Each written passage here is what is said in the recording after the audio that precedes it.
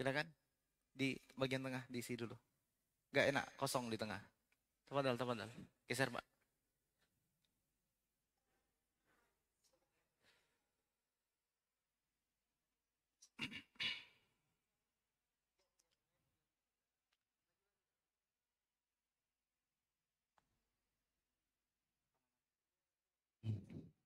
Iya. Iya, nggak apa-apa.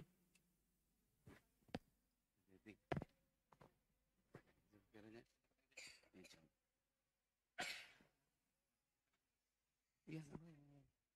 Tenang aja, sabar aja. Masalah. Ya. Tugas, Pak. Ya.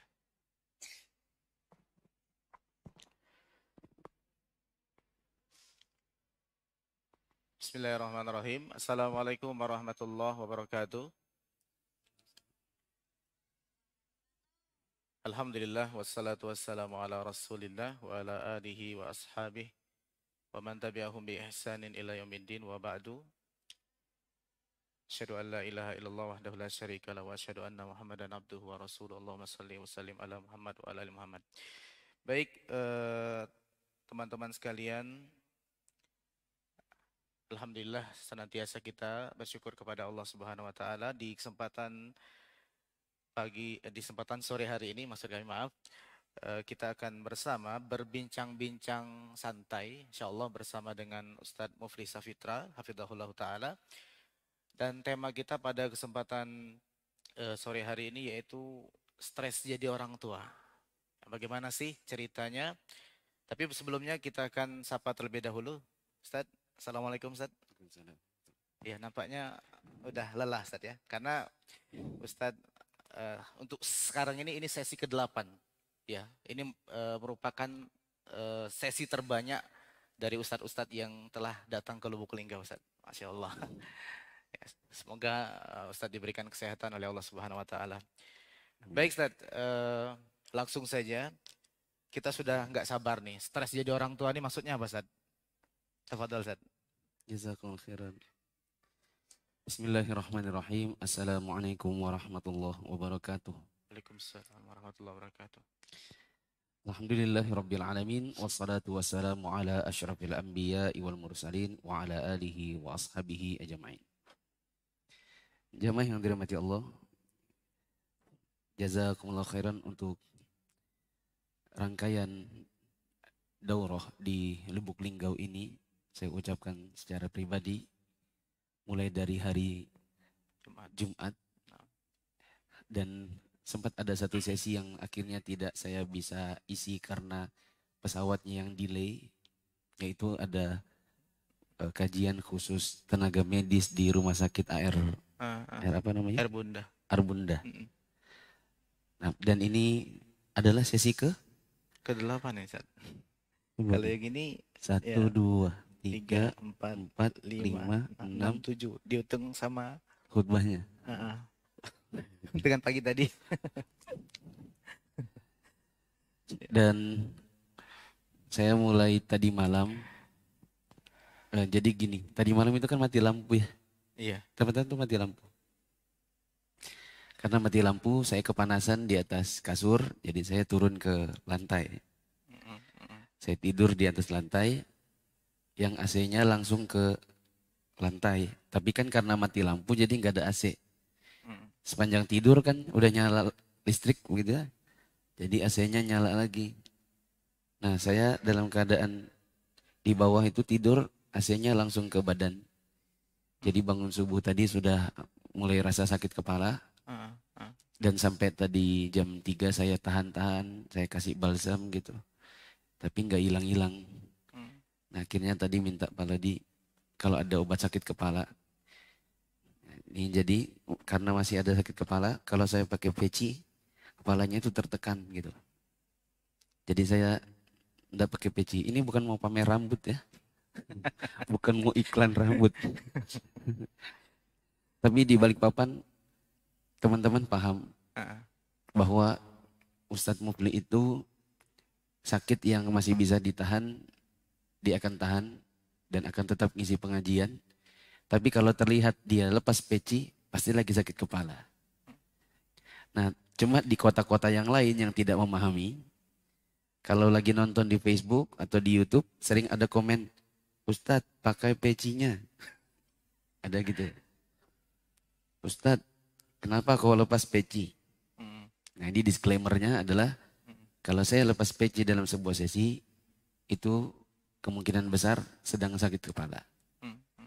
Dan saya kalau pakai peci, kepala saya ada tekanan yang sakit kepala itu tidak bisa hilang. Disclaimer kedua, baju kita cocok. Alhamdulillah. Secara kebetulan. Nah, orang tua yang stres, atau di sini ditulis stres jadi orang tua. Dulu kita menganggap bahwa jadi orang tua itu simple. Makanya di Indonesia ini tidak ada sekolah jadi orang tua. Hampir bisa dikatakan di Indonesia atau rata-rata orang tua di dunia, mereka nikah ya nikah. Kalau sudah hamil persiapannya itu baju anak. Nanti kalau anaknya sudah lahir, barulah mereka akan didik anak mereka sesuai dengan apa yang dulu orang tuanya lakukan kepada mereka untuk diterapkan kepada anak-anaknya.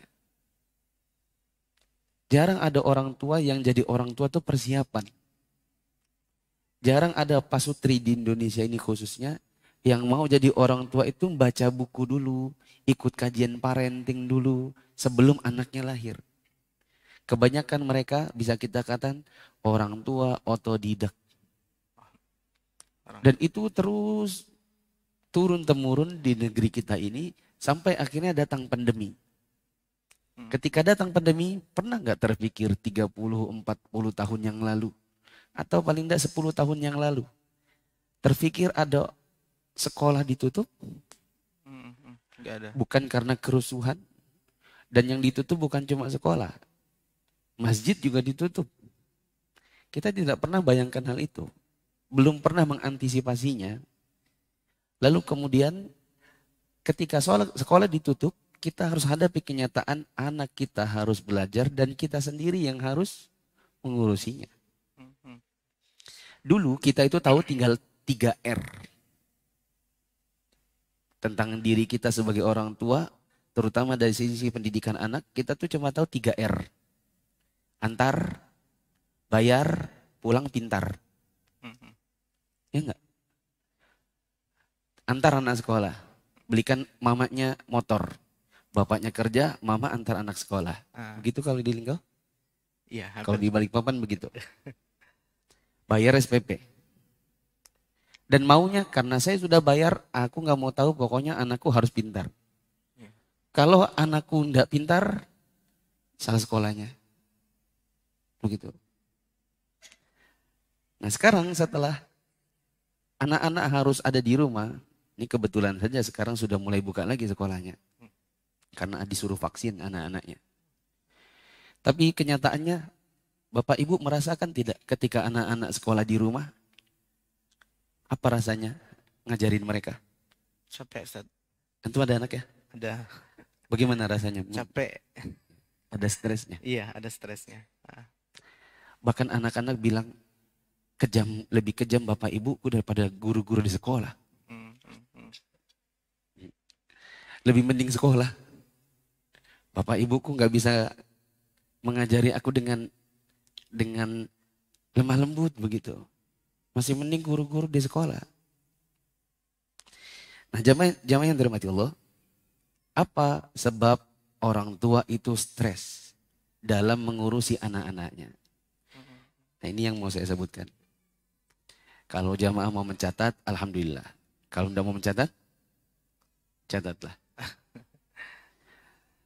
Pertama, karena tidak tahu ilmunya.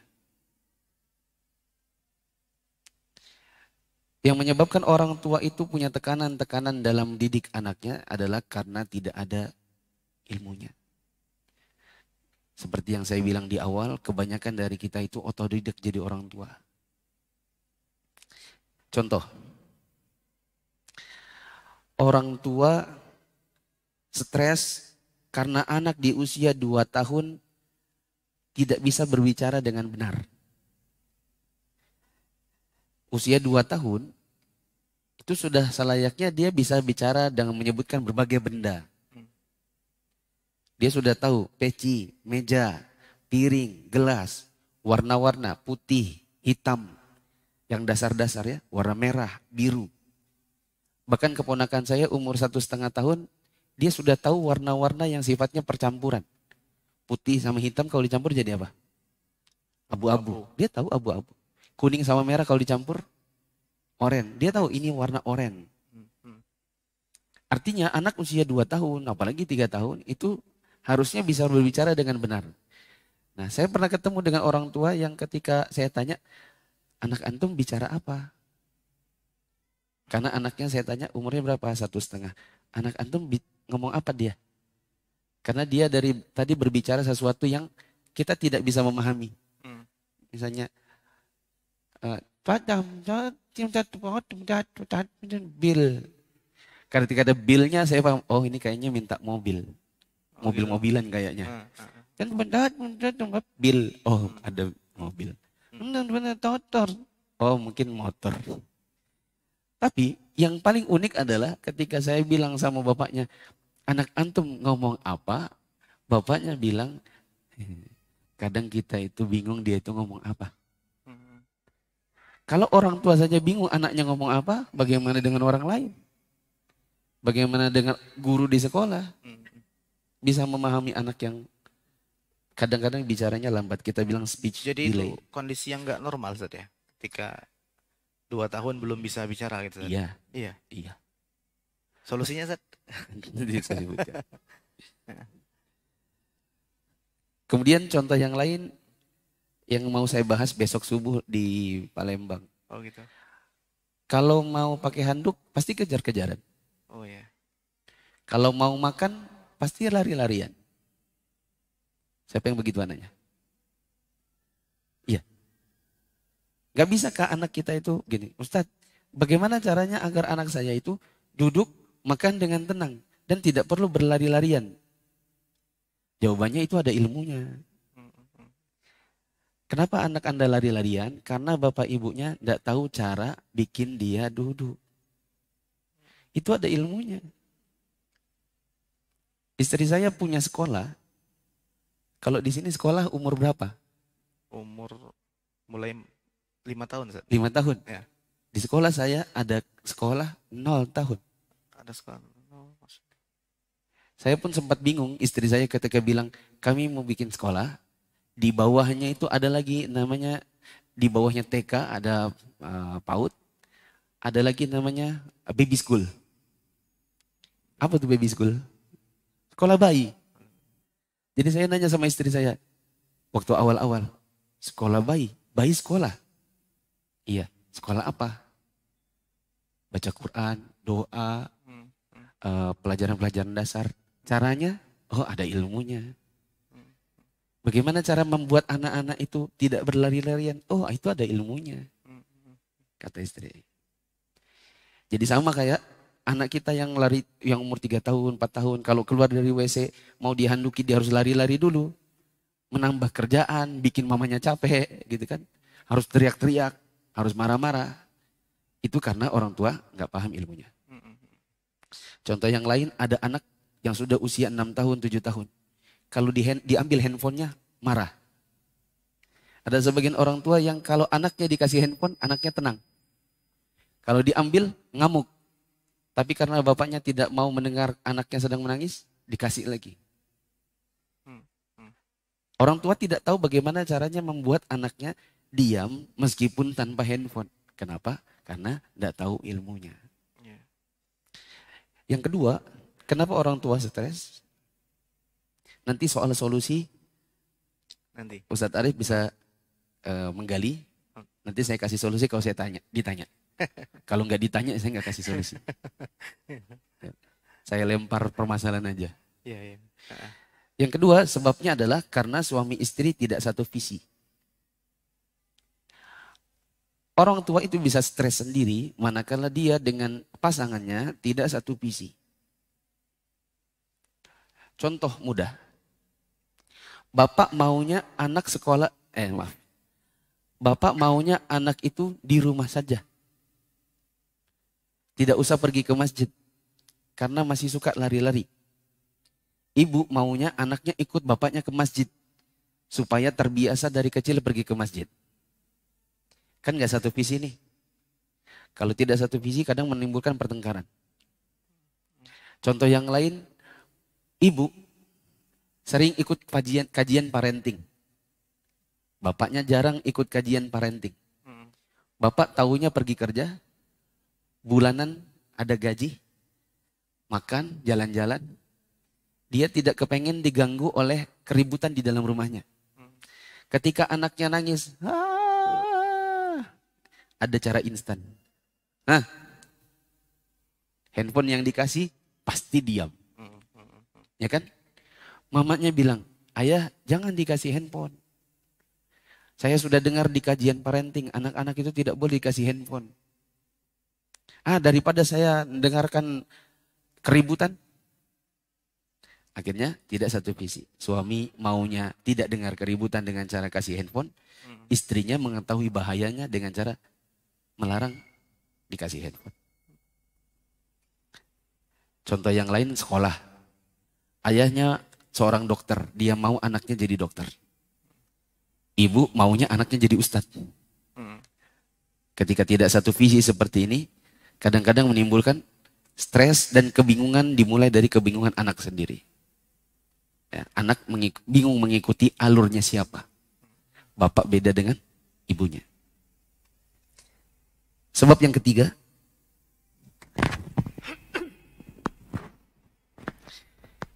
ketiga, kenapa orang tua itu stres? Salah satunya adalah tidak sejalan dengan mertua. Istri sering bertengkar sama suaminya karena orang tua suaminya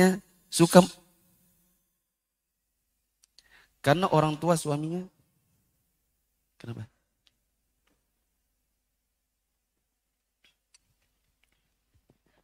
Mas minta tisu, Mas.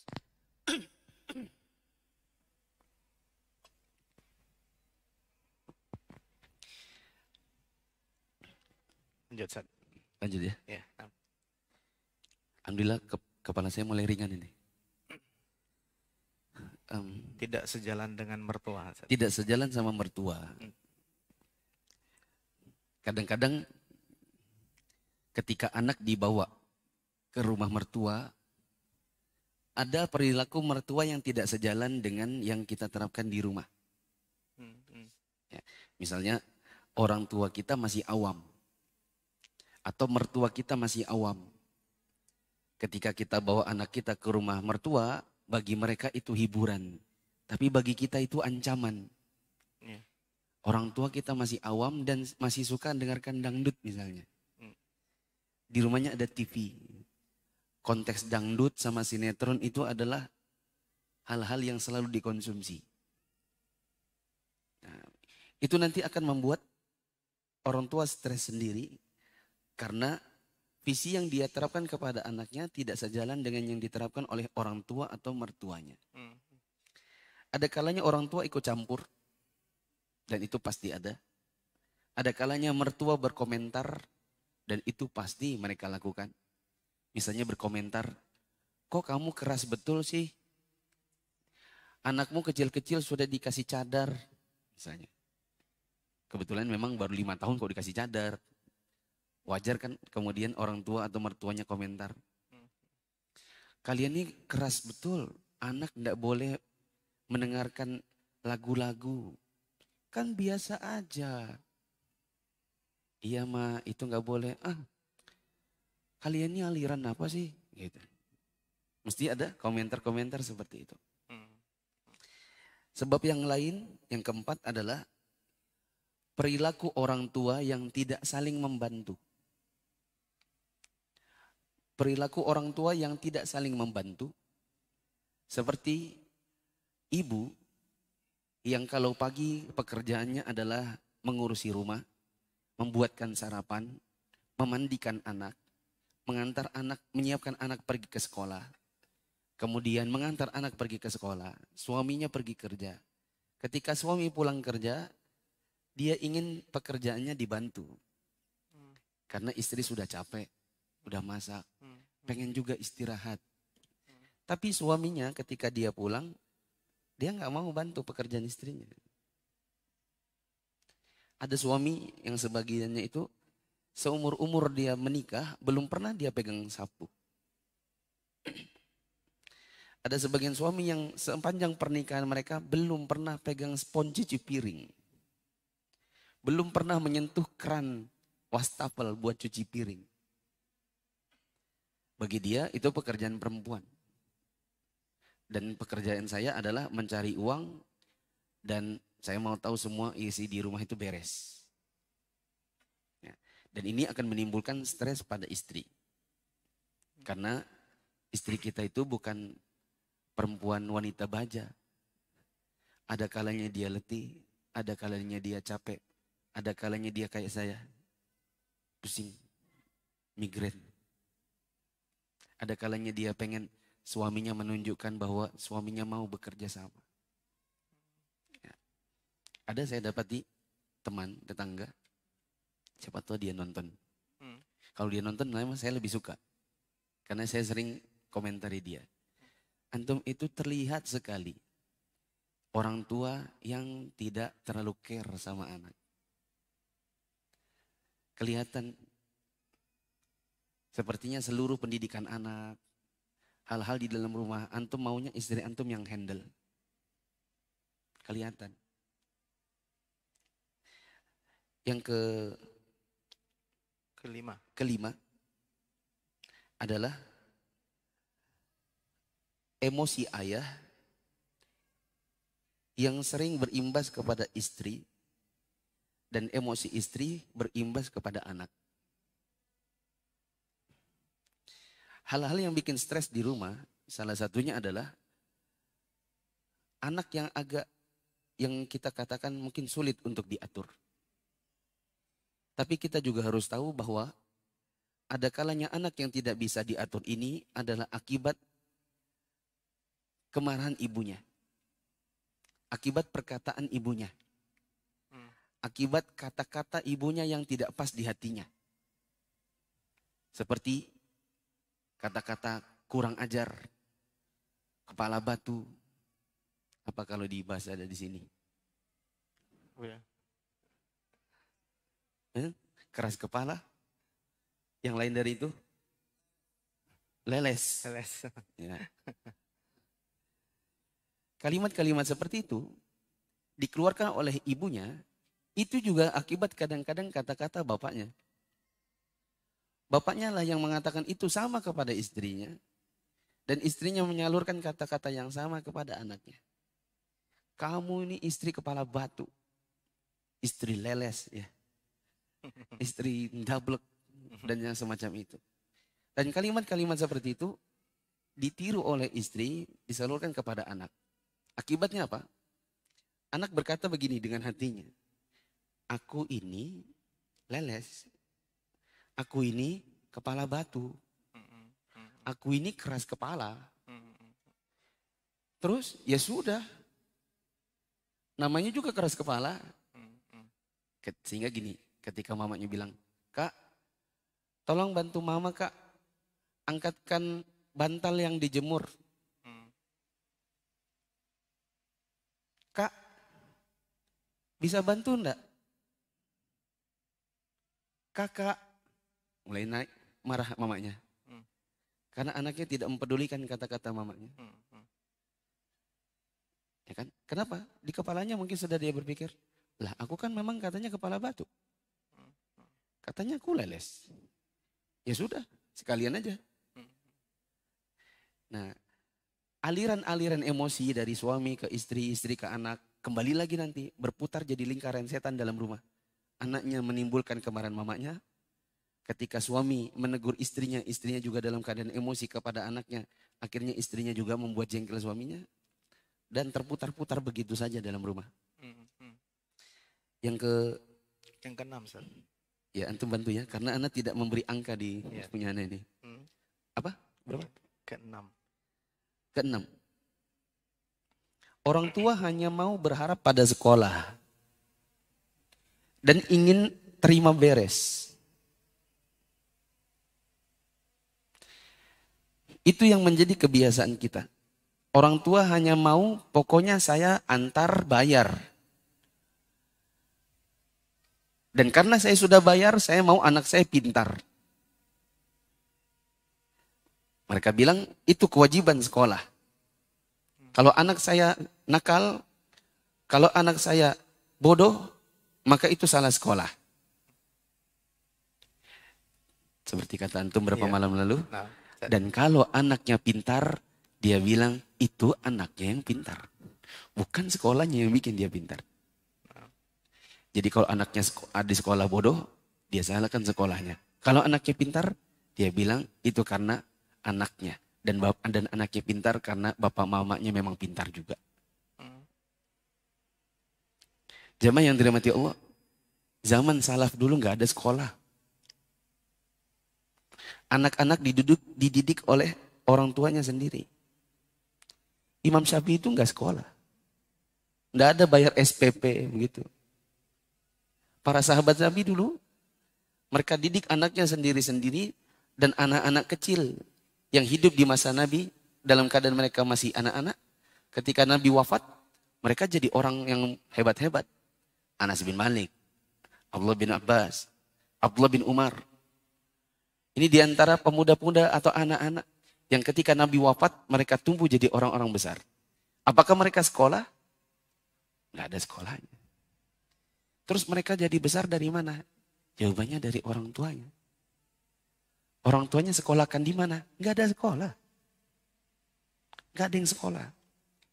Sehingga kalau ada orang tua yang berkata, kok anak saya sekolah tapi anak saya kok nggak pinter-pinter ya? Jawabannya mungkin mindset Anda yang salah tentang sekolah. Anda mengira kalau Anda sudah antar dan bayar, anak Anda pasti pintar. Padahal di sekolah itu berapa jam sih? Totalnya. Interaksi anak dengan gurunya, anak dengan teman-temannya, dibandingkan anak dengan orang tuanya di rumah. Mana yang lebih banyak durasinya? Sebenarnya lebih banyak durasi anak ketemu dengan orang tuanya. Jadi pengaruh yang dikatakan anaknya bodoh di sekolah, anaknya lambat cara menangkapnya, itu sebenarnya lebih banyak karena orang tuanya. Yang ke-7, orang tua itu banyak stres karena tidak punya timetabling. Tidak punya timetable atau timetabling. Yaitu tabel waktu. Timetabling atau tabel waktu. Tabel waktu. Atau kalaupun dibuat, dia langgar sendiri. Kalaupun dibuat, dia langgar sendiri. Contoh timetabling yang harusnya ada di rumah. Jam berapa anak bangun? Jam berapa anak sarapan? Jam berapa dia persiapan sekolah? Jam berapa dia tidur siang? Jam berapa dia bangun tidur siang? Jam berapa dia makan malam? Jam berapa dia mengerjakan tugas sekolah?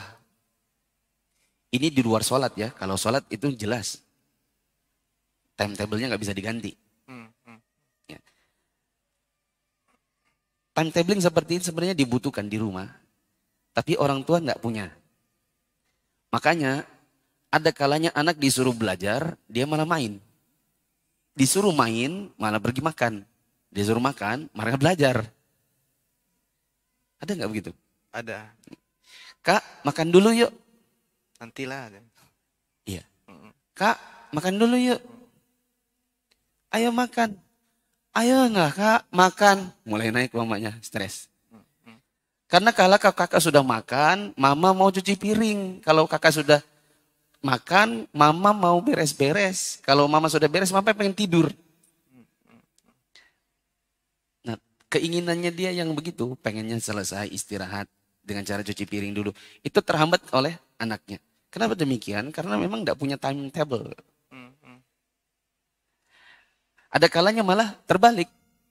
Kak, misalnya, Kak, sekarang sudah waktunya main. Dia malah pergi belajar. Ini anakku lagi kerajinan, bagaimana nih? Atau tadi saya bilang, kalaupun ada timetable, kadang dibuat dan dilanggar sendiri. Kemudian yang terakhir, yang keberapa itu? Yang ke-8, Ustaz. Yang ke-8 sebenarnya pasti banyak solusinya, tapi saya hanya sebutkan 8 karena itu yang saya gali-gali, yang saya coba memikirkan, membayangkan, dan saya dapati sebagai sebabnya. Yang ke-8 adalah banyak orang tua yang lebih mendahulukan urusan dunia ketimbang urusan akhiratnya. Dan salah satu urusan akhirat yang kita dimintai pertanggungjawaban adalah tentang pendidikan anak. Allah Subhanahu wa taala mengatakan wal yakhshal ladzina law taraku min khalfihim dzurriyyatan dhi'afa khafu 'alaihim falyattaqullah wal yaqulu qawlan sadida. Kata Allah taala wal yakhshal ladzina law taraku min khalfihim dzurriyyatan dhi'afa. Hendaklah takut para orang tua yang meninggalkan di belakang mereka keturunan-keturunan dari kalangan anak dan cucu mereka yang lemah-lemah. Lemah di sini bukan soal ekonominya, tapi lemah dari sisi agamanya. Khafu alaihim. Mereka takut tentang masa depan mereka. Falyattaqullah. Hendaklah orang tua itu bertakwa kepada Allah. Waliyakunu qawlan sadida, dan berkata dengan perkataan yang benar. Ini adalah perintah Allah kepada orang tua untuk memperhatikan masa depan anaknya dilihat dari sisi akhiratnya. Dilihat dari sisi dunia, dilihat dari sisi agamanya. Dan yang menjadi penyebab kadang-kadang kita menjadi stres sendiri itu adalah karena banyak orang tua yang hanya fokus dengan urusan dunia. Mereka lalai dari pendidikan anak-anak mereka. Ketika anak-anak mereka tidak dididik, ujung-ujungnya adalah mereka stres sendiri dalam menghadapi perilaku anak-anak itu. Ada anak perempuan, sudah besar, disuruh berjilbab kok susah. Anaknya yang sudah SMA, kok pulang jam 10.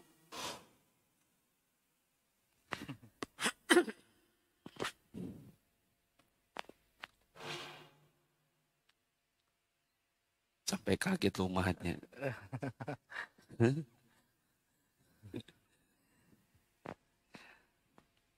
Tapi jadi itu, distorsi.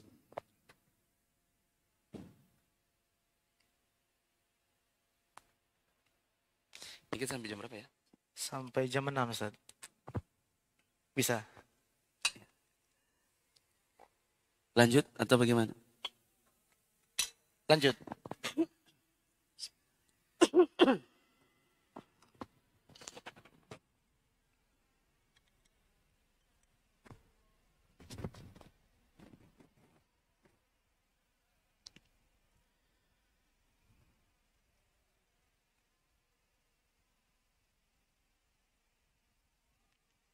Langsung cari solusi gitu, Ustaz. Boleh? Jadi mulai dari yang pertama. Belum selesai, tapi udah selesai.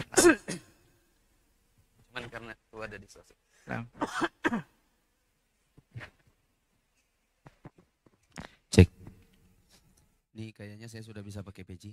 Alhamdulillah. Obatnya Polodi bagus juga. Apa tadi? Yang terakhir lebih mendahulukan urusan dunia daripada akhirat. Iya. Saya punya teman, istrinya punya usaha, suaminya juga punya kerjaan sendiri. Suaminya sering cerita, apa ya, bisa dibilang, kenapa ya susah ngurusin anak di rumah. Dari hasil kami diskusi, intinya saya bilang, memang harus ada yang berkorban. Istri antum punya usaha, yang usahanya memang besar.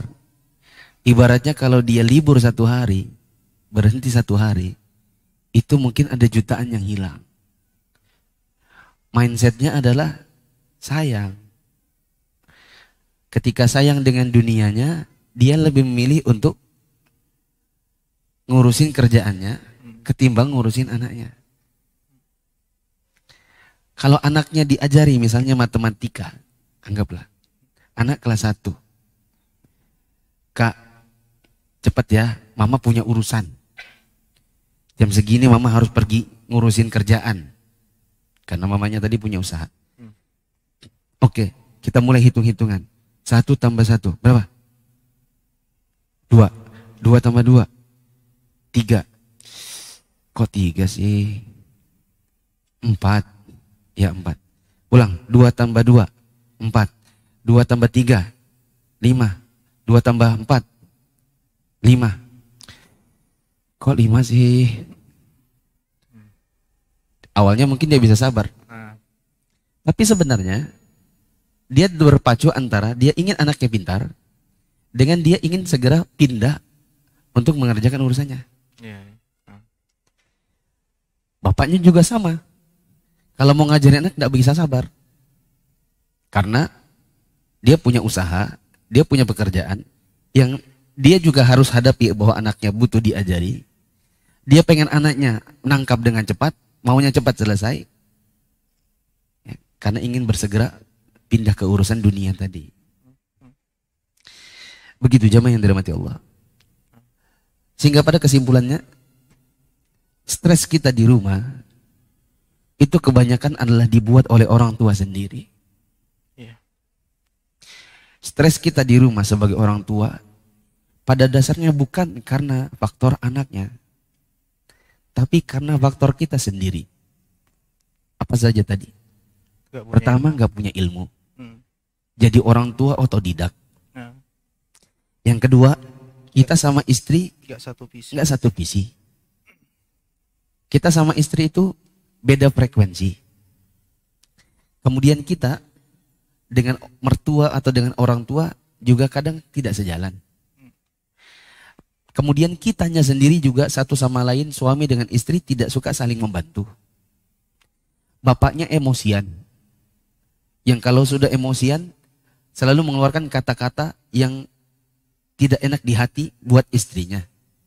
Istrinya pun menyalurkan kata-kata yang sama untuk anaknya. Akhirnya anaknya bereaksi sesuai dengan stempel yang diberikan oleh orang tuanya. Kemudian orang tua adalah tipikal yang lepas tangan. Dia pikir yang penting antar sekolah maunya pintar. Padahal mayoritas waktu mereka berinteraksi itu lebih banyak daripada interaksinya anak dengan guru dan teman-temannya di sekolah. Orang tuanya nggak tahu cara bikin tabel waktu. Kalaupun dia bikin tabel waktu, dia langgar sendiri. Dan yang paling akhir tadi saya sebutkan, orang tuanya itu lebih banyak keinginannya untuk mengurusi dunianya ketimbang akhiratnya. Jamaah yang dirahmati Allah, ingatlah Nabi SAW mengatakan, kullukum ra'in wa kullukum mas'ulun an ra'iyati. Setiap dari kalian adalah pemimpin dan setiap pemimpin adalah orang-orang yang akan dimintai pertanggungjawaban di hari kiamat terhadap siapa yang dipimpinnya. Dan anak-anak termasuk yang kita pimpin dan kita akan dimintai pertanggungjawaban di hari kiamat. Sampai-sampai kita bisa mengatakan, kalau orang tua sadar betul tentang apa yang akan mereka hadapi di hari kiamat, dari pertanggungjawaban terhadap anak mereka yang mereka miliki, insya Allah orang tua tidak akan sempat main TikTok.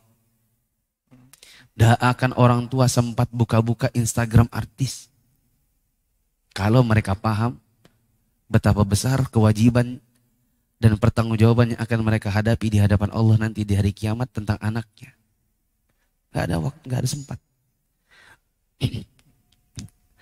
Wallahu a'lam. Itulah tadi kurang lebih 8 Nah, Ustaz, terkait poin yang pertama, nggak punya ilmu.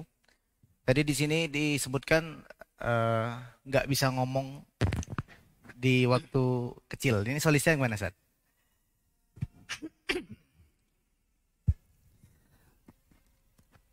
Ada yang sering kita dengar dengan istilah speech delay, yaitu terlambat bicara.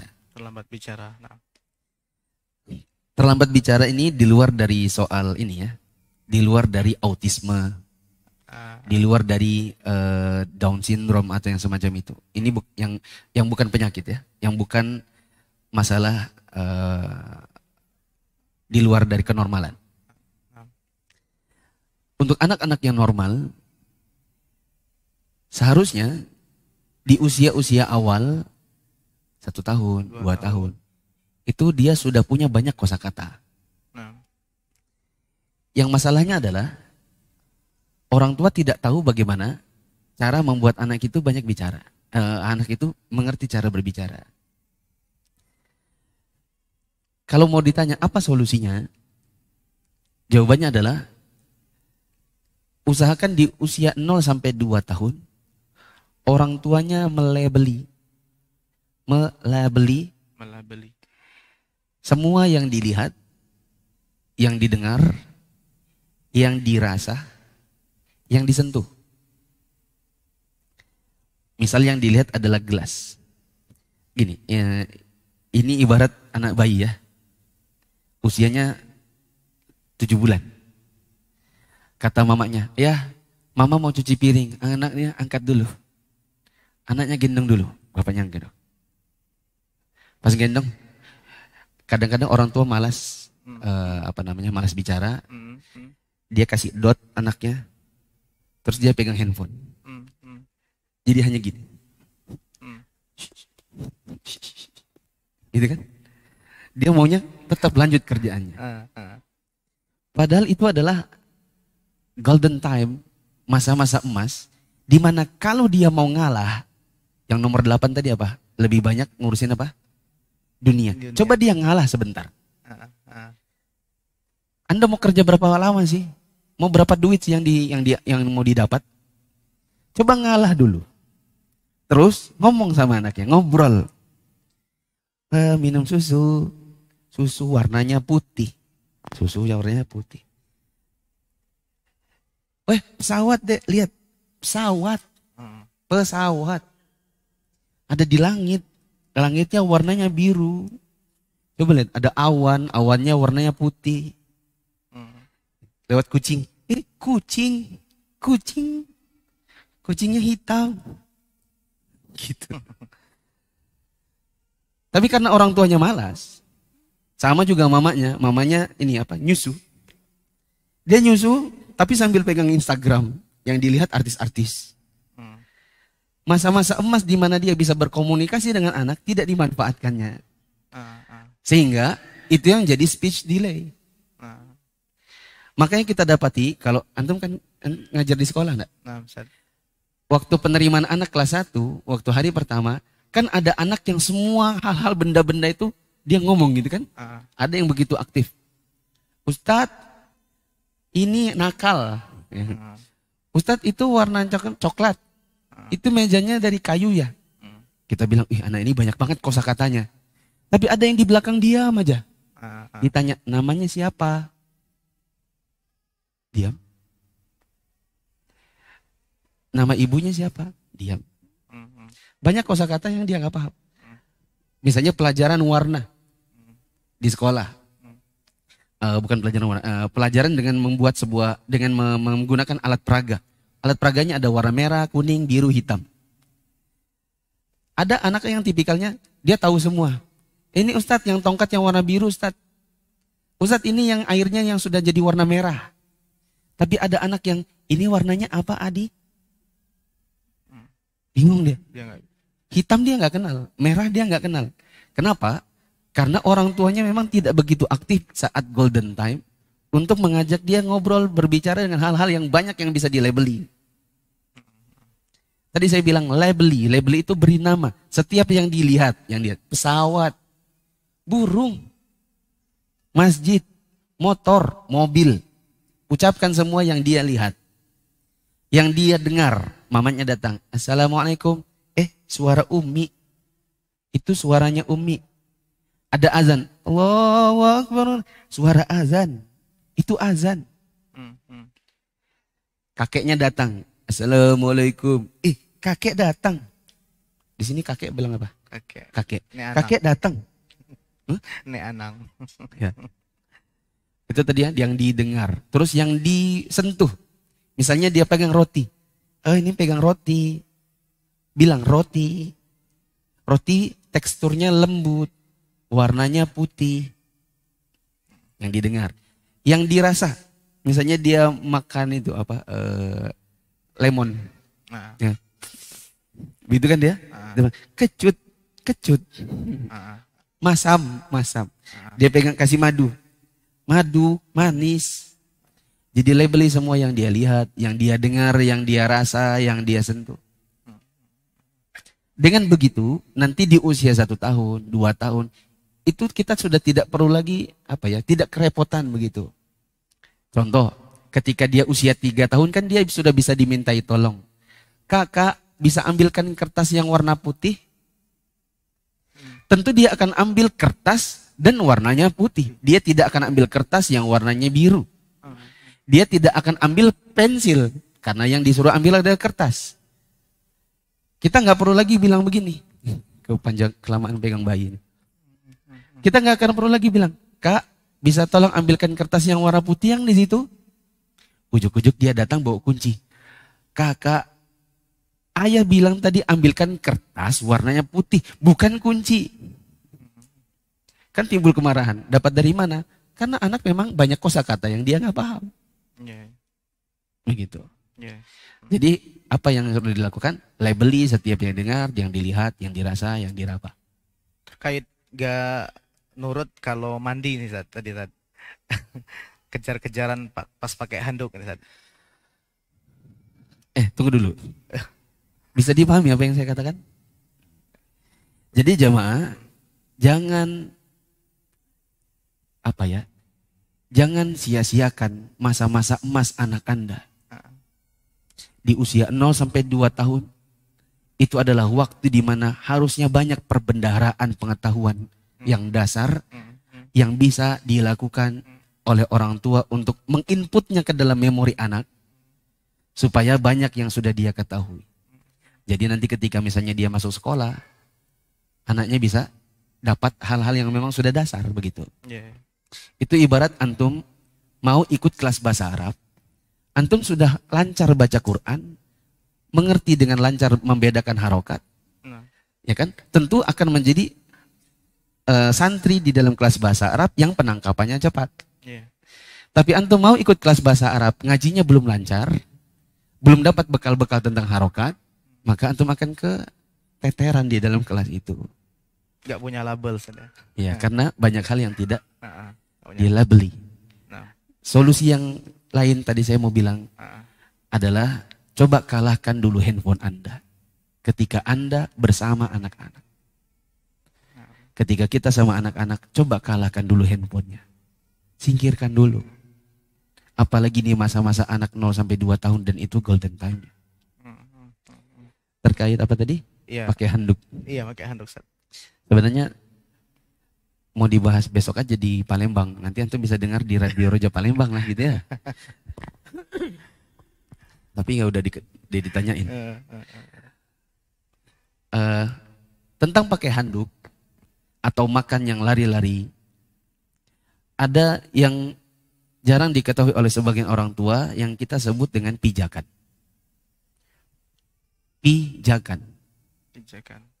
Saya bandingkan dengan saya mau pergi umroh dulu. Kalau saya mau pergi umroh, H-30, kita pasti ada pelatihan manasik. Apa tujuannya? Memberi pijakan. Ini loh Ka'bah, nanti kita akan tawaf dari arah mana. Ka'bah itu terletak di sisi kanan, di sisi kiri atau di sisi kanan. Kita berbicara apa kepada Ka'bah, apa yang kita baca ketika mengitarinya, berapa kali kita mengitarinya.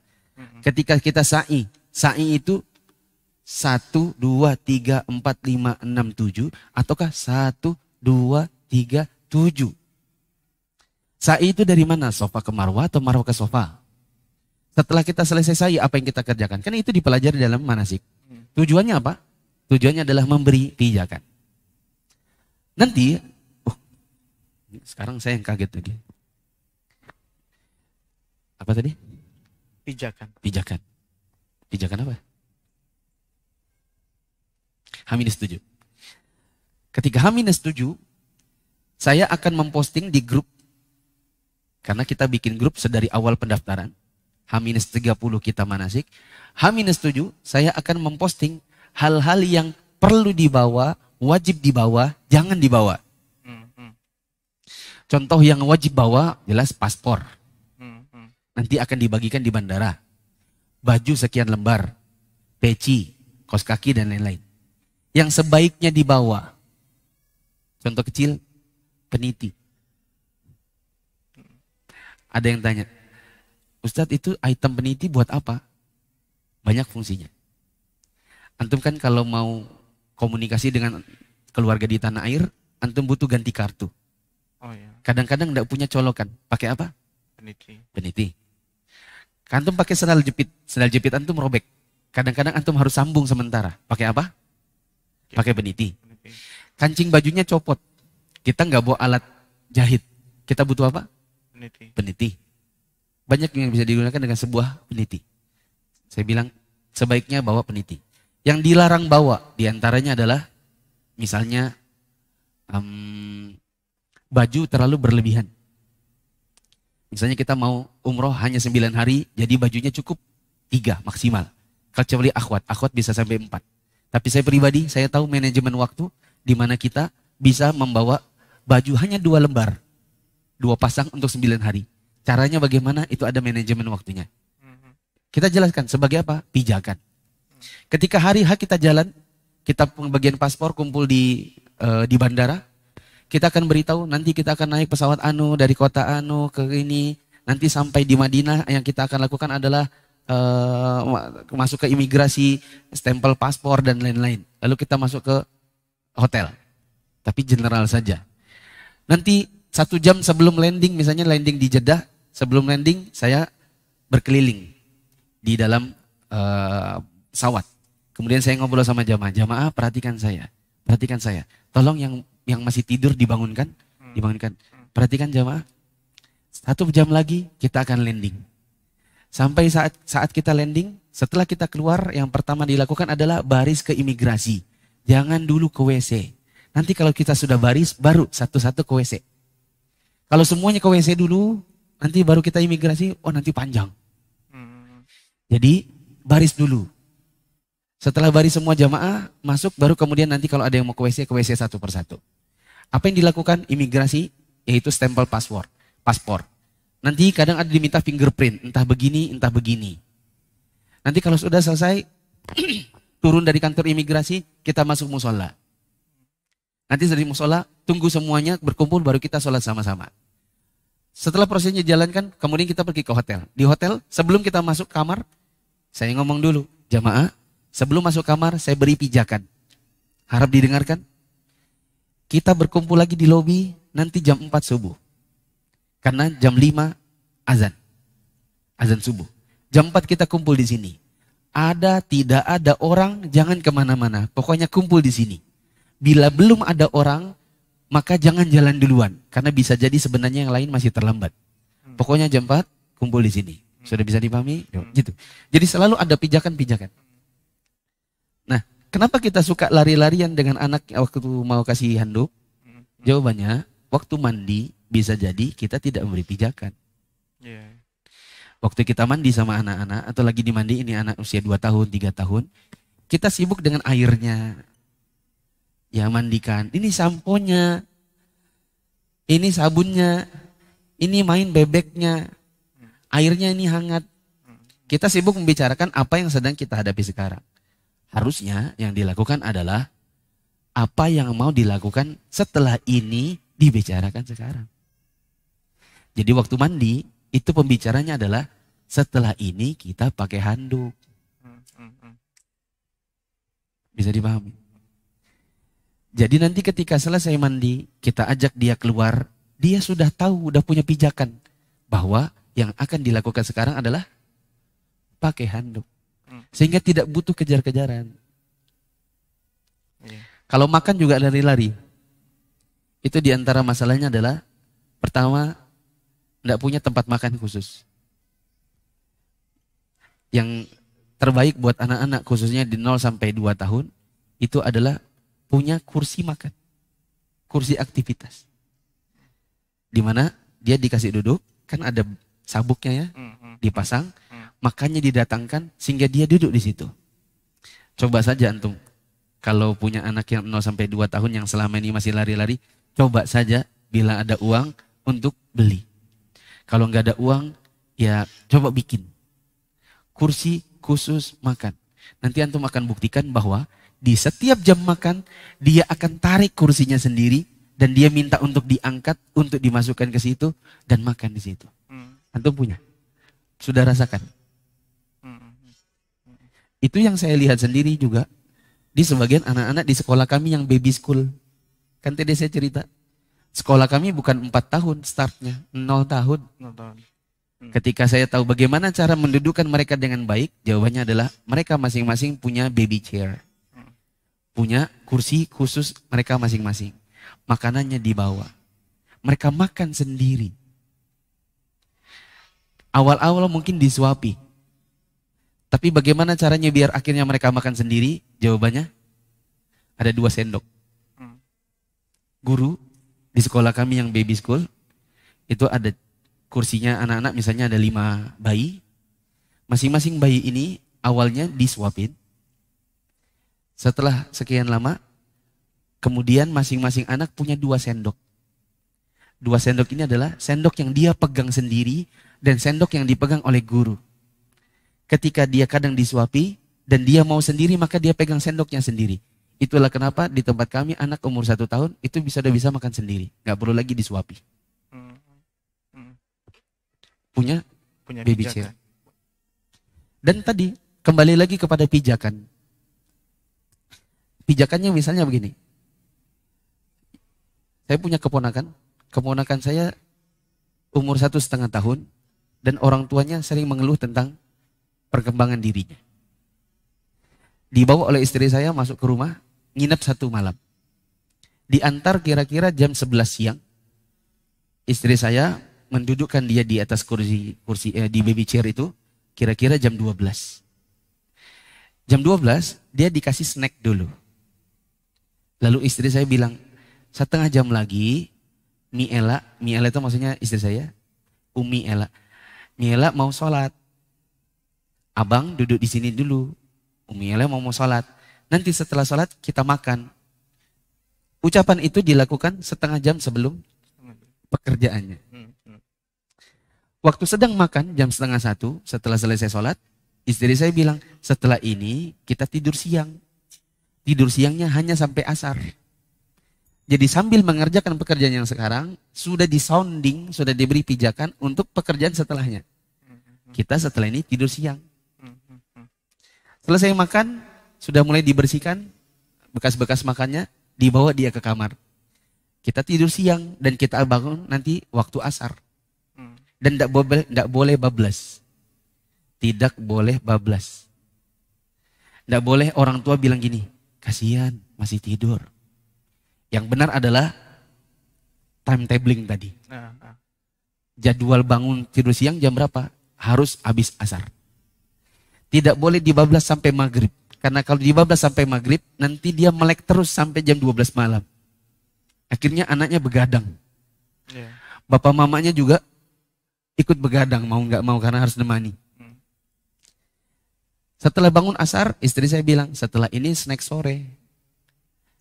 Dimasukkan dia di baby chair. Dibawakan susunya sama snacknya. Disounding lagi, nanti jam 6 kita mulai makan malam. Tapi sebelum makan malam, Mi Ela mau sholat maghrib dulu. Setelah sholat maghrib, dibawa makan. Itu sudah bisa kelihatan. Itu kan jam 11 dia datang. Maghrib itu dia tarik sendiri sudah kursinya. Karena dia sudah hafal, snack siang, makan siang, snack sore, dia didudukkan di situ. Waktu malam, kita tidak suruh, dia sudah tarik sendiri. Dan dia sudah angkat tangannya sendiri. Maksudnya apa nih? Minta diangkat, dimasukkan ke baby chair. Itu kunci, nggak perlu lagi lari-larian. Dia sudah siap untuk makan. Makan malam. Waktu sedang makan malam, istri saya bilang, setelah ini kita akan main dulu. Nanti mainnya sampai 8:30. Sudah berlanjut sampai 8:30. Waktu 8:30, waktunya adalah bersih-bersih. Karena jam 9 kita mau tidur. Dilakukan lagi. 8:30 ngomong. Kemudian masuk kamar mandi. Mulai ganti pampers dan lain-lain. Jam 9 tidur. Kalau sudah jam 9 tidur, kami harus ngalah. Handphone mati. Meskipun kerjaan banyak. Balik lagi ke yang nomor 8. Kalau Anda tidak mau stres, kalahkan dunia Anda sejenak. Iya. Begitu. Nah, pijakan-pijakan itu yang dibutuhkan supaya tidak perlu berlari-lari. Nah. Ya, Ustaz. Kemudian terkait suami istri gak satu visi. Dan kita udah terlanjur kan? Terlanjur apa nih? Terlanjur menikah. Iya. Jadi bilang kalau kamu gak masuk visi aku cari yang lain gitu. Jadi gimana Ustaz? Kalau mau satu visi, ini tips berarti buat yang jomblo. Jomblo, semoga Allah memberikan antum jodoh yang solehah. Amin. Antum jomblo? Hah?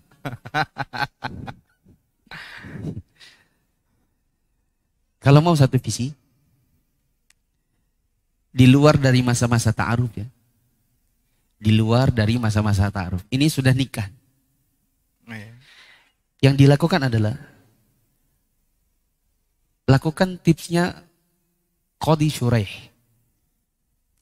Salah seorang tabi'in yang bernama Shuraih Al-Qadi.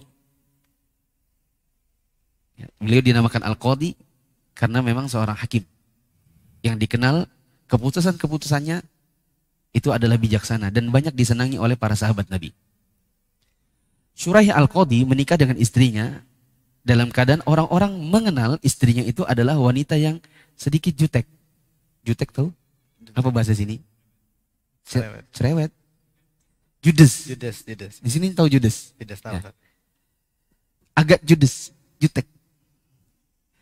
Lalu teman-temannya mengkhawatirkan, aku khawatir kamu menikah dengan wanita jutek seperti itu atau judes seperti itu, nanti kamu gak bahagia.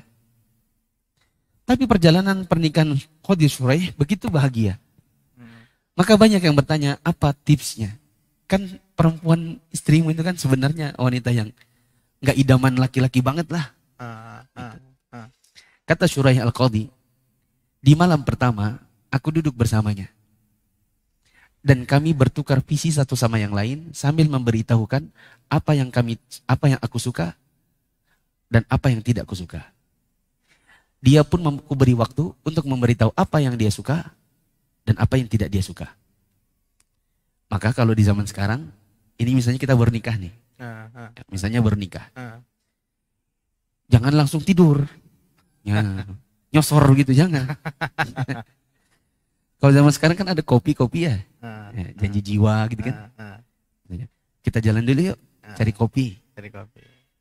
Terus ngobrol, entah di kamar. Bagus lagi kalau di rumahnya ada balkon, misalnya di rumah mertua ada balkonnya, lihat ke langit gitu kan. Nah ngobrol sambil minum-minum kopi. Terus bilang, aku pengen rumah tangga kita itu satu visi dan terus sampai mati. Nah caranya adalah aku mau bilang apa saja yang kusuka dan apa yang tidak kusuka. Nanti kamu juga melakukan yang sama. Oke, minum kopi dulu.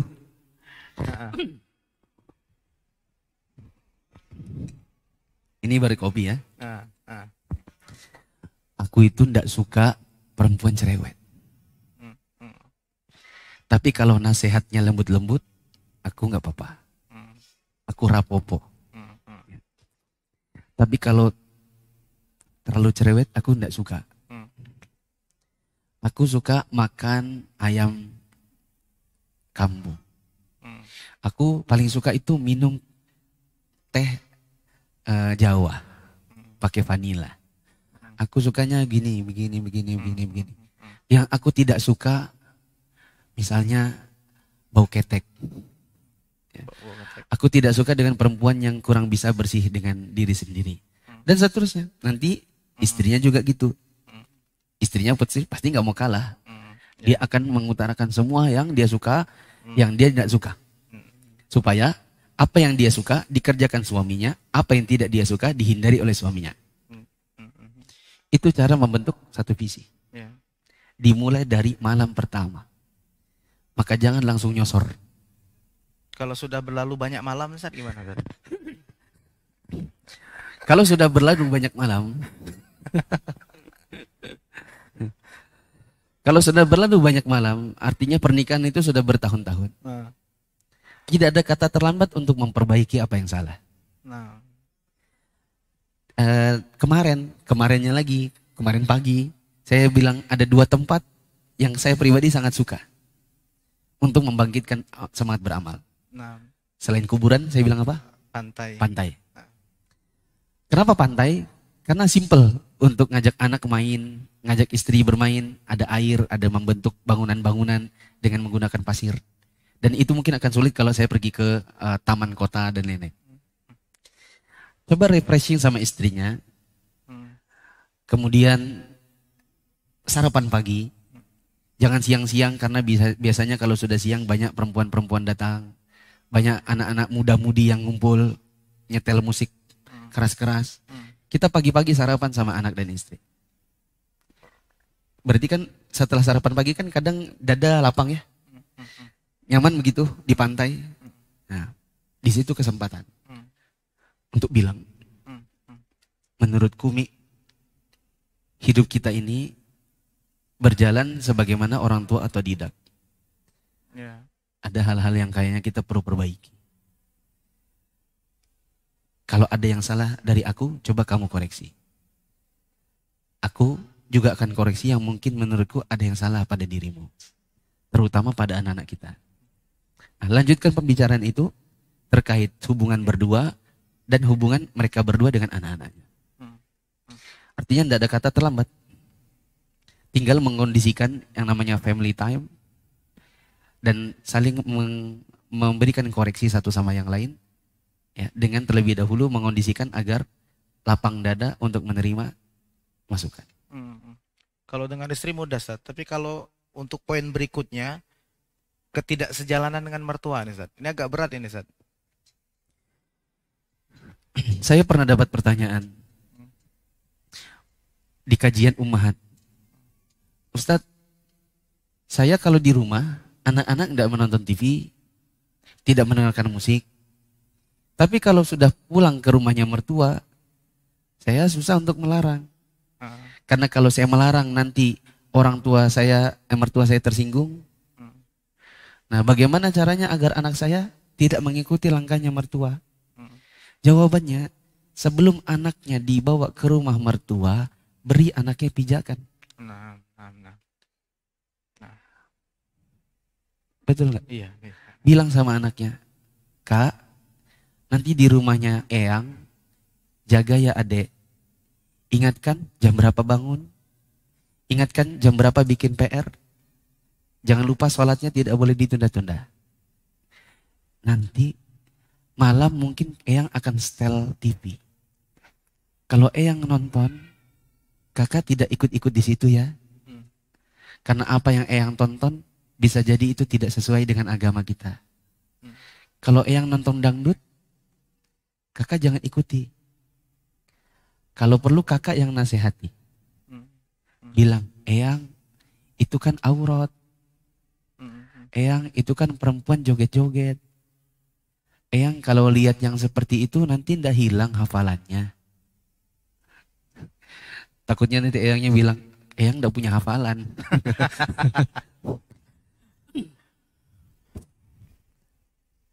Jadi kita lepas anak kita ke rumah eyangnya. Karena memang tidak mungkin kita pisahkan eyang dengan cucunya. Karena itu adalah kegembiraannya. Itu kebahagiaannya. Tapi kita juga jangan pasrahkan kepada apa yang dilakukan oleh eyangnya. Nah, ketika itu saya beri tips, ada yang melakukan hal itu, eyangnya dinasihatin sama cucunya. Eyang kalau nonton dangdut itu kan musik eyang ya. Ada perempuannya joget-joget buka auratnya. Itu nanti nggak hilang hafalannya Eyang. Itu nggak dosa Kak Eyang. Lama-lama Eyangnya jengkel dimatiin TV-nya. Besok-besok ketika dijemput, Eyangnya lama-lama berkomentar. Kalian ini didik apa sih anak kalian? Nonton dangdut nggak boleh, nonton sinetron nggak boleh, apa-apa nggak boleh. Nggak apa-apa, biar aja Eyangnya marah. Yang penting anak kita nggak terpengaruh. Dah. Oke. Jamaah mungkin ada yang mau bertanya kali. Oke, ya. Pada teman-teman yang mau bertanya silakan ditulis. Juga kami undang buat rekan-rekan yang ingin bertanya lewat pesan WhatsApp bisa di nomor 0899 8797 500. Sekali lagi Apa Ustaz? di 08998797 500. Silakan untuk bertanya. Baik, saat kita lanjutkan lagi. Oh, hadirin yang laki-laki nggak boleh nanya langsung. Boleh, disilakan ditanya, Ada yang mau bertanya? ditulis silakan. Oh, ditulis saja. Nah. Oke. Kalau menurut Anda lebih bagus mereka tanya langsung. Oh, nah. Karena kadang menuliskan permasalahan anak itu tidak sesimpel nanya hukum BPJS, hukum gitu. Nah, Ustaz. Tafadhol. Waalaikumsalam warahmatullahi wabarakatuh. Apa? Iya.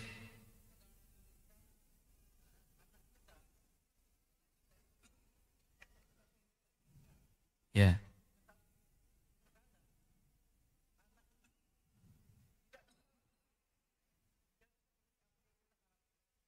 Iya.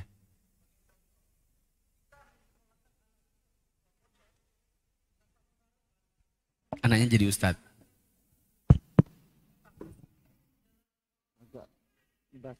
Ternyata anaknya nggak jadi ustadz. Iya. Iya. Iya. Oke, saya bisa tangkap. Pertanyaannya adalah, lalu solusinya bagaimana?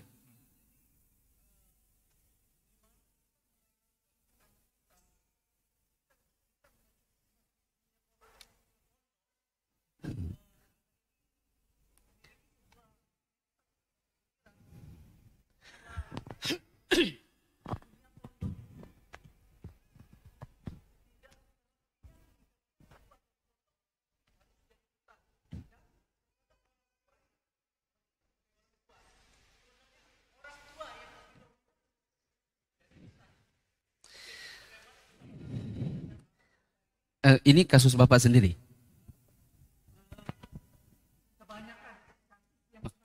Yang Bapak inginkan adalah bagaimana caranya agar anaknya itu tahu bahwa dia mau jadi ustadz, begitu? Ustadz. Sebentar, sabar. Saya tadi memahami pertanyaannya. Saya mau anaknya jadi ustadz, makanya saya masukkan dia pondok. Tapi anak-anak saya ini yang dimasukkan ke pondok, ternyata beda haluannya dengan apa yang saya mau. Dia melakukan hal-hal yang ternyata tidak pada jalurnya jadi seorang ustadz. Pertanyaannya adalah, bagaimana cara menanamkan kepada anak bahwa kamu ini dimasukkan ke pondok supaya kamu jadi ustadz? Begitu? Lebih kurang begitu, Ustadz. Dan yang lebih ininya lagi, lebih spesifiknya lagi, Ustadz, terkadang kita selaku orang tua, sebenarnya keinginan kita yang lebih tadi, kadang tidak ditopang dengan kemauan anak. Dan kita anak lebih condong menerima, Ustadz, keinginan orang tua kan. Tanpa orang anak ini berani berkomentar, ya. Ustadz.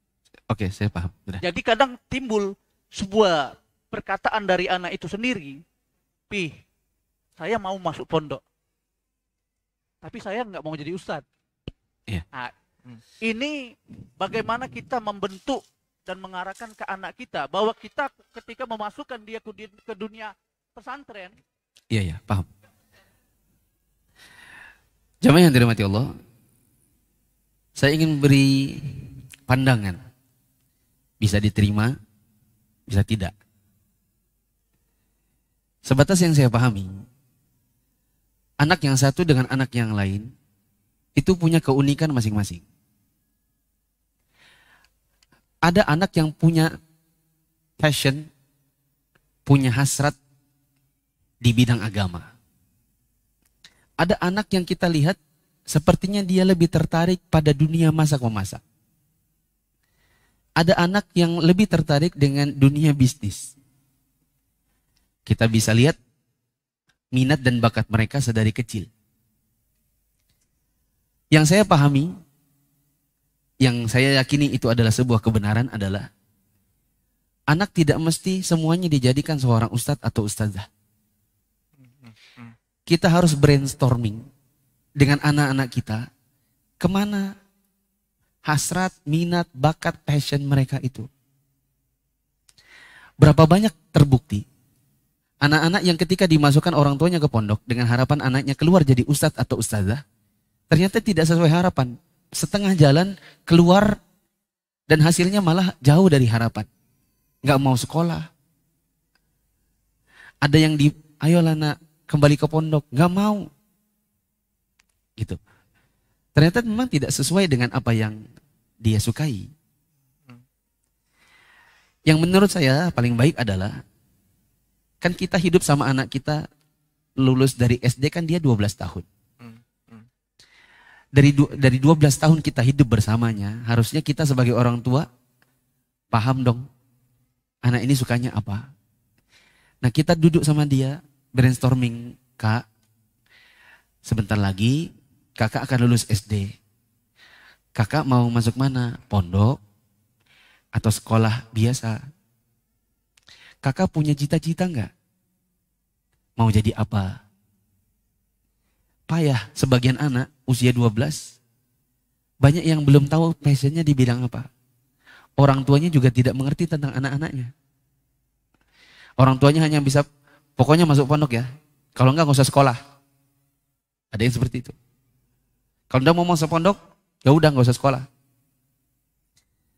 Kemudian mereka juga tidak paham orang tuanya, kalaupun anaknya akhirnya mau masuk sekolah, pondok itu ada dua model setidaknya. Ada model yang sifatnya mayoritas pelajaran agamanya, bahkan tahfiz kebanyakannya. Mereka tidak belajar IPA, IPS, tidak belajar bahasa Inggris. Paling banter mereka belajar matematika sama bahasa Indonesia. Ada pondok yang sifatnya, yang dikatakan orang pondok modern, jadi mengimbangi antara pelajaran agama dengan pelajaran dunia. Dua model sekolah ini itu bisa berdampak kepada kemampuan anak ke depannya dan jalurnya dia di mana.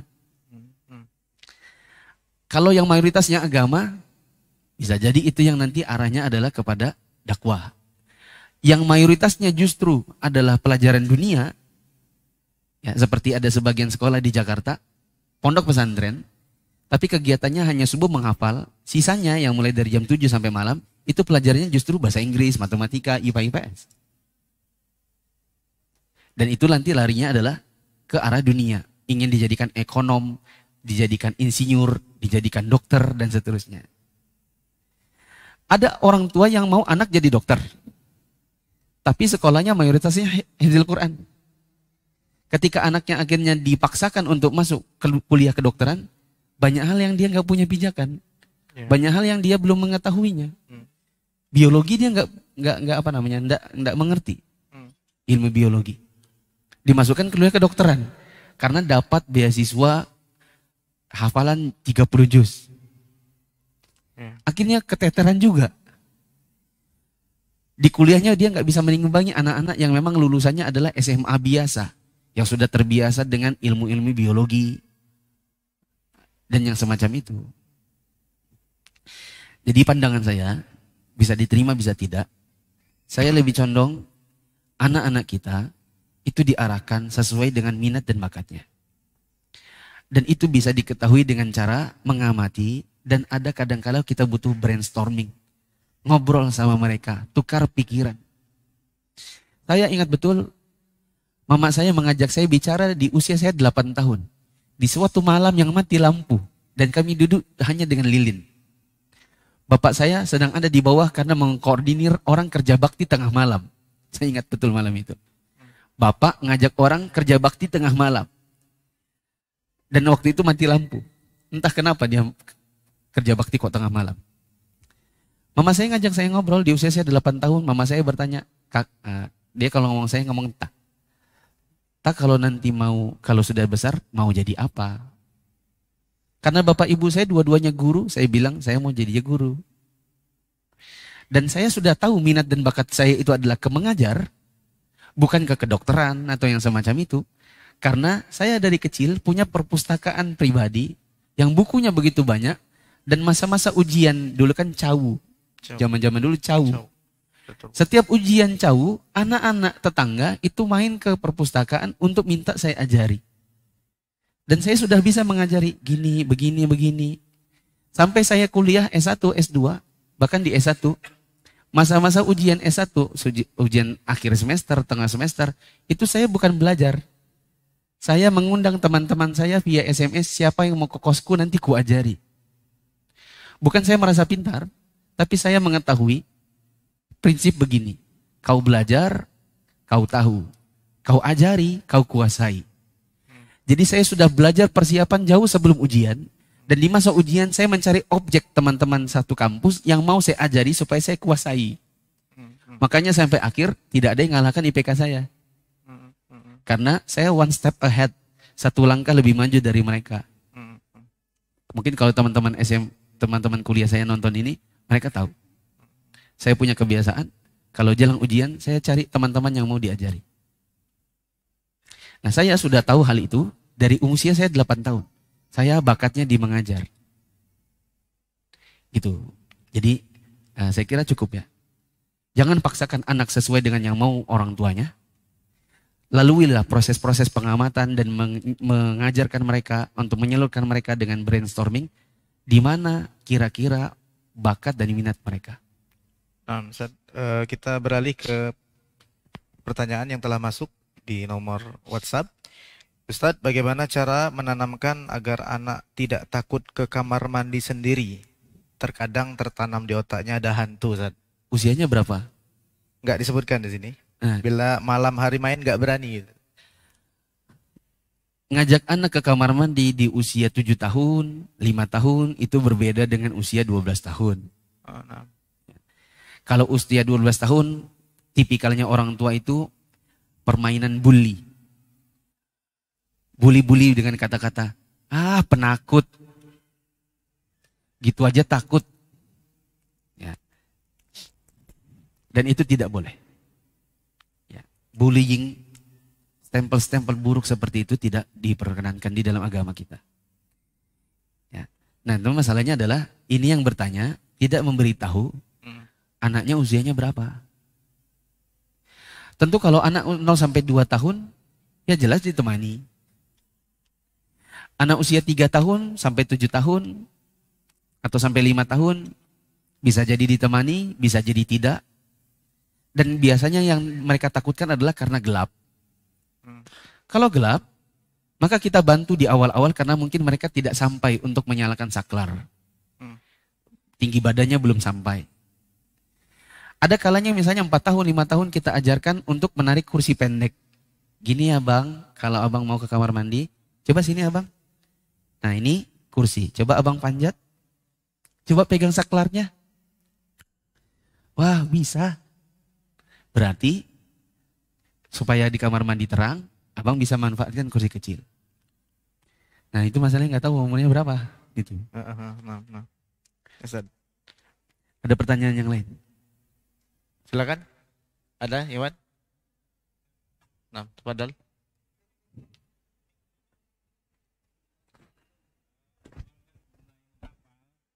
Sama Al-Quran ya, itu apa didulukan cara membaca Al-Quran atau menghafal duluan?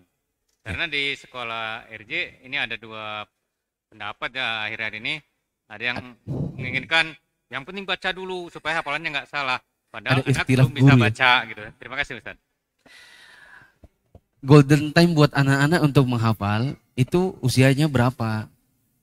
Karena ada ikhtilaf guru di sekolah. Ada guru yang bilang lancarkan bacanya dulu baru menghafal. Karena khawatirnya kalau dia hafal tapi tidak lancar bacanya, nanti hafalnya hafal salah. Ada guru yang bilang hafal aja dulu, nanti bisa diperbaiki belakang hari. Begitu kan? Yeah. Saya bicara dengan 2 sisi. Pertama dari sisi kalau saya yang jadi pemilik yayasan sekolahnya. Sekolah itu harus punya standarisasi. Harus punya metode pengajaran. Supaya anak-anak tidak bingung. Ketika sekolah tidak punya standar metode pengajaran, ada guru yang masuk karena dia S1 STDI Jember. Ada yang satu S1 Staya Ali. Ada yang lulusan Pondok Al-Furqan. Ada yang lulusan Pondok Al-Bukhari. Dan masing-masing mereka akan mengajar anak-anak sesuai dengan yang mereka tahu. Dan pengetahuan orang yang kuliahan, Itu tidak sama dengan pengetahuan pondok. Pondok yang modern tidak sama dengan pondok yang misalnya bentuknya orang sering mengatakan salafiyah. Ya, ada pondok yang guru-gurunya, mohon maaf, main pukul. Ada yang pondoknya justru terlalu longgar. Nah, ketika tidak ada standar, guru-guru dengan backgroundnya masing-masing mengajar, menimbulkan kebingungan pada anak. Ya, makanya tadi ada ikhtilaf, ada guru yang bilang begini, ada guru yang bilang begitu. Maka jawabannya, rembukan dulu, tentukan satu metode. Balik ke nomor, dari pertanyaannya, golden time-nya untuk anak itu menghafal kapan? Jawabannya 0 sampai 2 tahun. Yang benar insya Allah adalah anak sudah bisa menghafal dari kecil. Caranya talaqi. Di sekolah istri saya yang baby school, anak-anak yang sekolahnya 0 tahun sampai 3 tahun, ada pelajaran doa.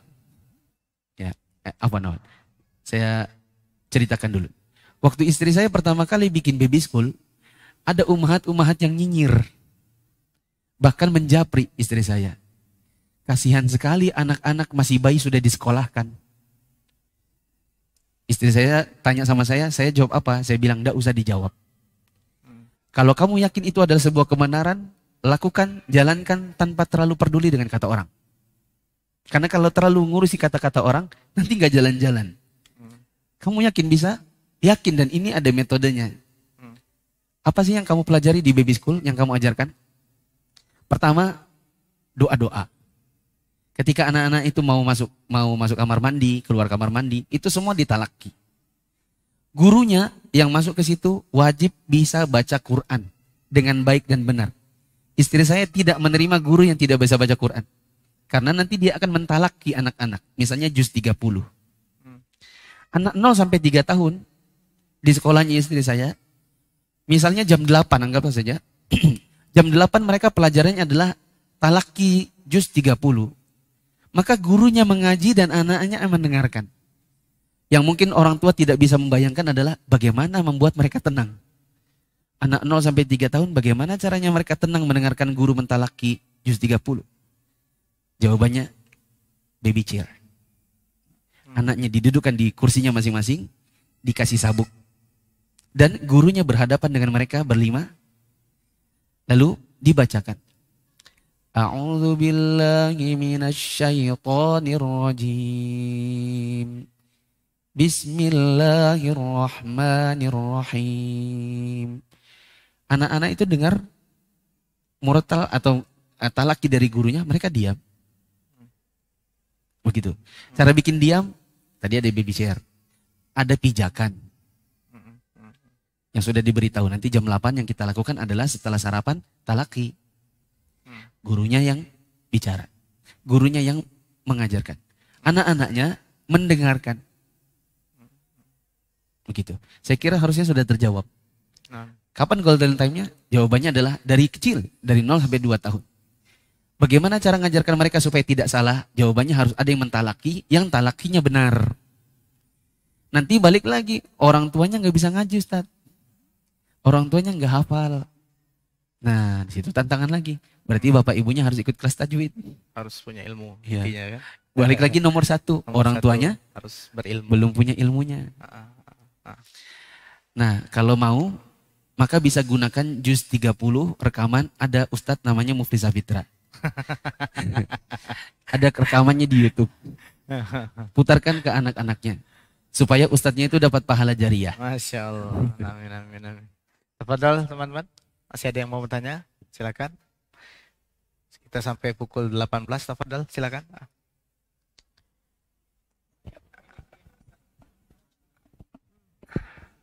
Punya anak.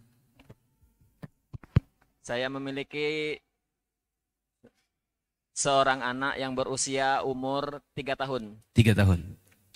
Dia ini memiliki kebiasaan kidal ini, Ustaz. Kidal? Iya. Kayak saya?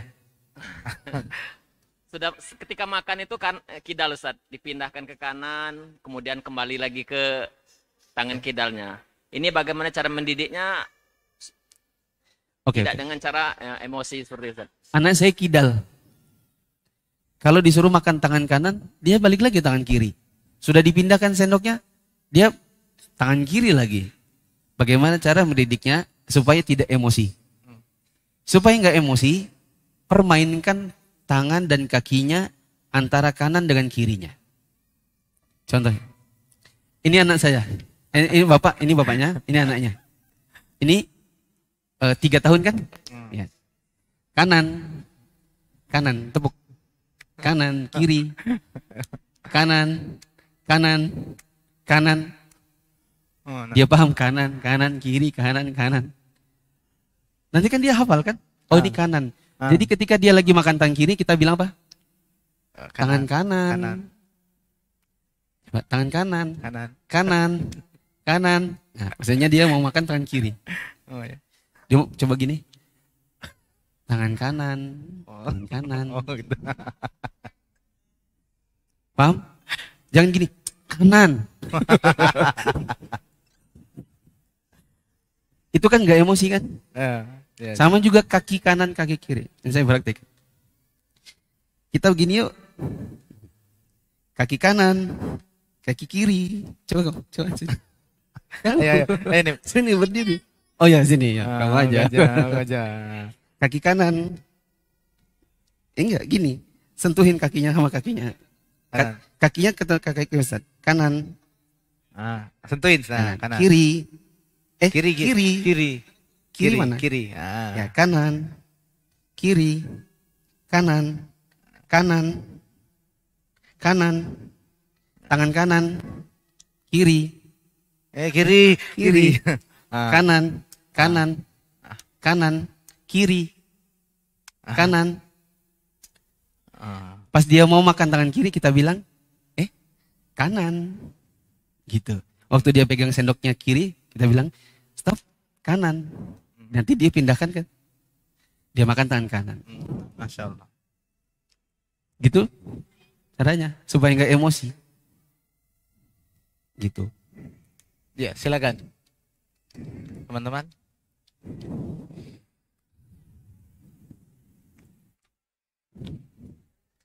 Oke. Mana? Antum, tafadhol.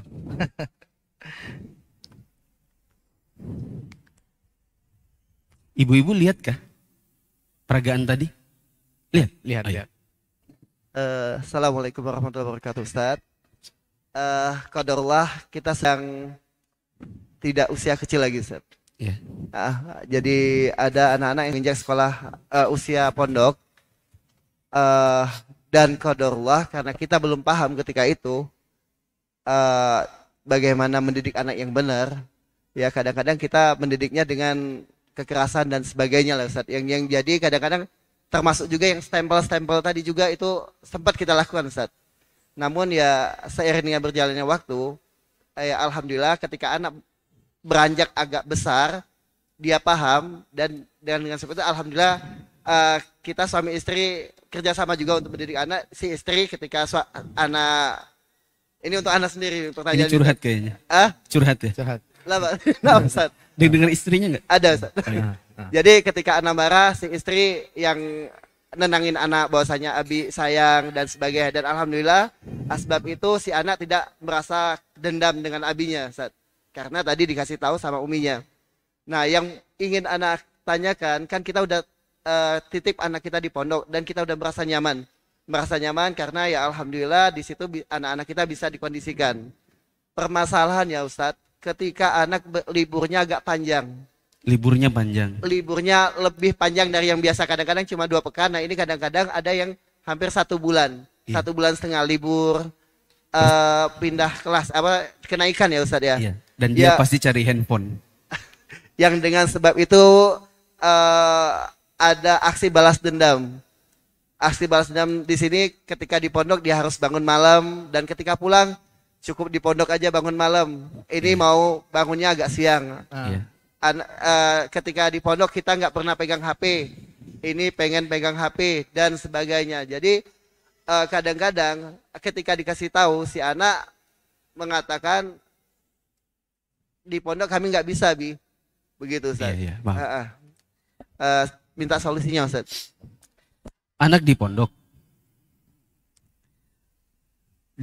tidak bisa pegang handphone, harus bangun subuh. Lalu ketika dia liburan, yang liburnya cukup panjang, dia melakukan aksi balas dendam. Dia maunya pegang handphone dan malas bangun. Pertama, ketika anak mau pulang, beri dia pijakan. Dan pijakan untuk anak, bahasanya bukan dengan bahasa tata aturan, yang sifatnya adalah ancaman. Misalnya, antum menjemput anak, atau anaknya pulang sendiri. Kalau pulang sendiri, bisa melalui telepon sebelumnya. Kalau dijemput, maka sepanjang perjalanan, ajak anaknya berbicara, berikan dia pijakan. Kak, nanti sampai di rumah, biasanya, pasti kakak akan melakukan hal-hal yang mungkin kakak tidak bisa lakukan itu di pondok. Seperti mau pegang handphone, maunya tidur-tiduran, bermalas-malasan. Itu satu hal yang mungkin naturalnya anak-anak pondok. Tapi Abi dan Umi ingin dengan kakak bikin tata aturan, bikin kesepakatan. Supaya di rumah kita saling bekerja sama, jadi kakak tetap menjalankan tata aturan seperti di pondok itu tetap nyaman. Abi dan Umi juga nyaman, kita saling kerjasama. Pertama, kalau pagi bangun, kakak bisa membantu Umi di rumah. Misalnya Umi minta disapukan rumah, minta dirapikan ranjang. Kemudian nanti kakak ada setoran nggak? Biasanya pondok itu harusnya membuat PR rutinitas di rumah. Biasanya. Meskipun liburan, tetap harus ada setoran-setoran tertentu yang mungkin dia record pakai WA. Ya, ini sudah mulai nggak konsen kitanya. Ini guntur, mulai gelap. Ya, jamaah perhatikan di sini, jangan bicara sendiri. Apa tadi? Apa tadi? Setoran. Ada setoran. Jam setoran kakak setoran. Ya, nanti ada jamnya istirahat. Kakak boleh tidur, kakak boleh bermain. Kalau kakak harus menggunakan handphone, bila harus menggunakan handphone, maka harus diberikan tata aturan waktu juga. Umi tidak bisa membuat kakak, ini kakak pegang handphone terserah, kami tidak bisa. Karena di dalam handphone, apalagi di rumah sekarang sudah pasang wifi, ini banyak hal-hal yang bisa membuat dosa. Dan banyak hal-hal yang bisa menghilangkan hafalan. Kalau kakak bablas, nanti pegang handphone semaunya tanpa tata aturan, nanti Umi khawatir kakak berdosa, melihat hal-hal yang dilarang oleh agama, atau nanti bisa hilang hafalan. Imam Syafi'i saja tidak sengaja lihat betis perempuan, hilang sebagian hafalannya. Ya, nanti apa yang kakak jalani selama di pondok bertahun-tahun, menghafal sampai tengah malam, bangun subuh, nanti usaha itu bisa hilang sia-sia. Nah, sekarang kita bikin kesepakatan. Bila kakak harus memegang handphone, satu hari mau berapa? Ada deal-dealnya. Bablas itu apa? Kenapa? Karena sebelum dia pulang, orang tua sama anaknya ndak bikin pijakan. Iya. Ndak bikin timetabling, balik lagi ke nomor 1 sampai 8. Karena dia nggak punya timetabling, nggak ada kesepakatan, makanya dia lakukan apa yang dia mau. Kalau disuruh dia malas, kalau mau diambil handphonenya dia marah, gitu. Bikin kesepakatan. Bila kakak harus menggunakan handphone, berapa jam satu hari? Kedua, apa yang mau dibuka? Umi mau tahu, Abi mau tahu. Kalau antum tahu tentang aplikasi parenting, yang bisa mengontrol handphone, apa yang bisa dibuka oleh anak, apa yang tidak. Begitu, lakukan itu. Dan pelajari. Saya ulang, wahai orang tua, yang anaknya pegang handphone sendiri-sendiri. Anda harus kontrol apa yang dibuka oleh anak di handphonenya masing-masing. Ada aplikasinya di Play Store. Cari saja parental control. Parental control, yaitu kontrol orang tua. Nanti di handphonenya dia nggak bisa download sendiri tanpa approval dari orang tua. Dia tidak bisa menginstal sendiri kecuali orang tuanya yang mengizinkan. Ada dikontrol oleh orang tuanya. Itu namanya apa tadi? Aplikasi parental control. Cari saja, ada banyak macamnya. Yang kedua, apa yang dia buka. Misalnya dia bilang, Bi, abang maunya buka game. Oke. Kalaupun ada game, ingat tata aturan agama. Game yang sifatnya makhluk bernyawa, apalagi yang terbuka auratnya, hukumnya haram. Berdosa, bisa hilang hafalan. Contohnya game ini, game ini, game ini. Kakak tahu dari temannya? Iya. Nah itu kan siapa tahu nanti ada musuhnya perempuan. Perempuannya hanya pakai pakaian dalam. Itu bisa menghilangkan hafalan dan dosa. Jadi mainan apa, Bi? Misalnya aja susun bangun, Tetris. Pernah main Tetris? Ya, Tetris yang disusun-susun. Itu hanya sekedar susun bangun. Dan kakak nanti kalau main tidak boleh ada musiknya. Kecuali hanya bunyi ting, ting, ting. Tapi kalau ada sepanjang ini nyala musiknya, maka tidak boleh. Kita cari Tetris yang lain. Tetris ada banyak loh di Play Store. Jadi kontrol berapa lamanya dan apa yang bisa dibuka. Karena memang kita tidak bisa hindari juga bahwa anak itu